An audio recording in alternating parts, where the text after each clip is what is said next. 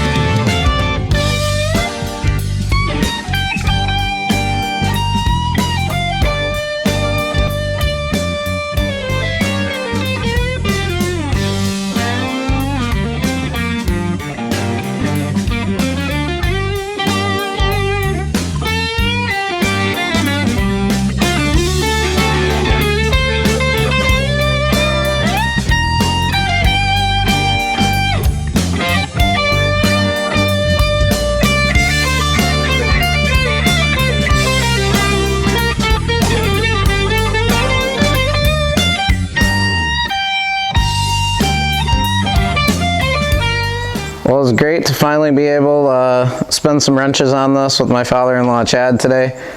He's very excited to get this truck going. He's had it for, I don't know, probably over 5 years now.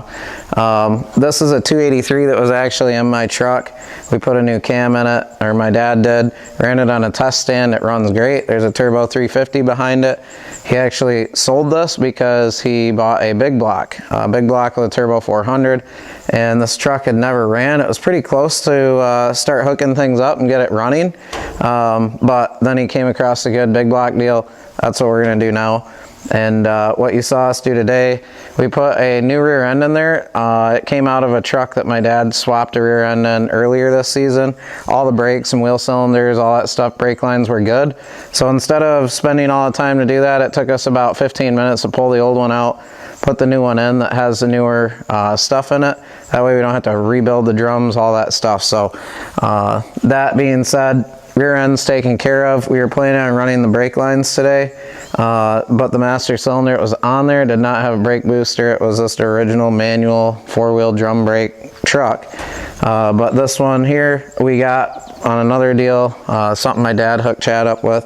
It was a brake booster setup with a proportioning valve so that we can run the new setup off of this.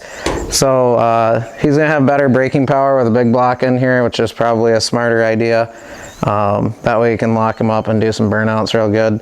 Hopefully with that big block power though, we don't have to do too many brake torques. You can just lay on the skinny pedal and blow these tires off. But everything is a go now. We've got the truck in the shop. We'll be able to get cruising on it, and I got a couple upgrades around the shop too today, so I'll show you that right now.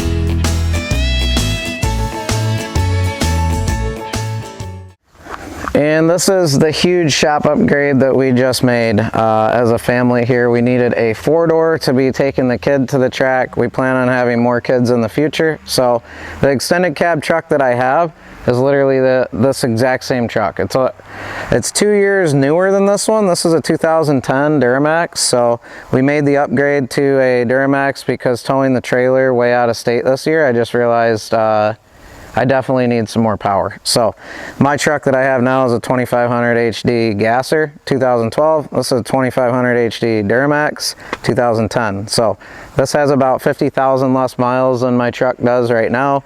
There's absolutely zero rust on this as well, which is awesome. It's from Idaho. I found this and it was a pretty penny, but as you know, having a clean truck, I mean, this keeps me sane. I know I drive a rusty race truck, but I like all my other things really nice. As far as hot rods and stuff, I do like that patina. But daily driver in Michigan, it's hard to find something that is solid. This thing, I crawled around under it for probably about 20 minutes when I was over there trying to find rust, and I couldn't find any rust. So even behind these little wheel flares and things like that. Now the project is going to be selling my old truck, and what I have to do is, because the frame is different from the 2010 to 2012, I got to get a different fifth wheel hitch for the back, because I got one of those B&W hideaway hitch, so it doesn't interfere with your bed space at all. And then I also got to get airbags on this. I'm going to debadge this, de-trim it, and just make it look nice, tint the windows, level it, because the back is jacked way up. I'm going to take the lift block out so that it's level again, and then do the airbags for when we're towing. So this truck drives way better, and it's got way less miles on it, and it's a diesel. So that is a huge upgrade for our shop, and for the future, for things we can travel further with this now. Very excited. This is a big purchase for us. Last but definitely not least, Loud and Ugly here is ready for rock and race. I do have a little bit more prep with an oil change, valve lash. We're going to jet down a size and put some new plugs in this, see if we can get this thing ripping a little bit faster. I'd love to hit a 10. We've been running 11.098 and 11.1 times pretty consistently, so I'm hoping with a jet change leaning it out, because it is a little bit richer than I'd like. And you know, maybe some cooler temps because it's not dead of summer anymore, we may be able to break into a 10, which would be pretty sweet. There's also a wheelie competition next weekend at Rock and Race, and if you aren't going, you're super lame. This track is super cool. It's down in a valley, so you can sit on a grass hill and watch down to the track. I actually got second place here last year in C-Gas, so I'm excited to go back. Hopefully we can get a first place and also hang these wheels high. There's a wheelie competition. Had to put the new slicks on there.